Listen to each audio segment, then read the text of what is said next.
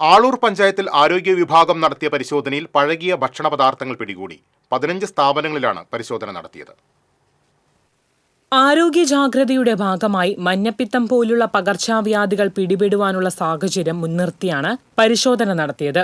ആളൂരിലെ bar ഹോട്ടലായ കല്ലടയിൽ നിന്നും 2 മാസം മുൻപ് കാലാവധി കഴിഞ്ഞ 2 കുപ്പി ഗ്രീൻ ചില്ലി സോസ്, 7 ലിറ്റർ വിനാഗിരി, നിരോധിക്കപ്പെട്ട പ്ലാസ്റ്റിക് ക്യാരി ബാഗുകൾ എന്നിവ പിടിച്ചെടുത്തു. കൂടാതെ ഫ്രീസറിൽ നിന്നും പഴകിയ ഇറച്ചി വിഭവങ്ങൾ, മീൻകറി, പായസം എന്നിവയും പിടികൂടി.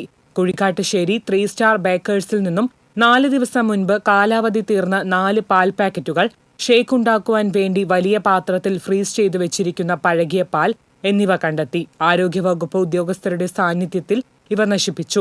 പരിശോധനയിൽ പഞ്ചായത്ത് ലൈസൻസ് പുതുക്കാത്ത 2 സ്ഥാപനങ്ങൾ, പുകയില വിരുദ്ധ ബോർഡ് സ്ഥാപിക്കാത്ത സ്ഥാപനം എന്നിവയ്ക്കെതിരെ പിഴ ഈടാക്കി.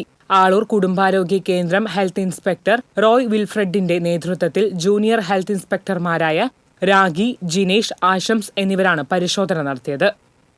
TCV news, Irinjalakuda.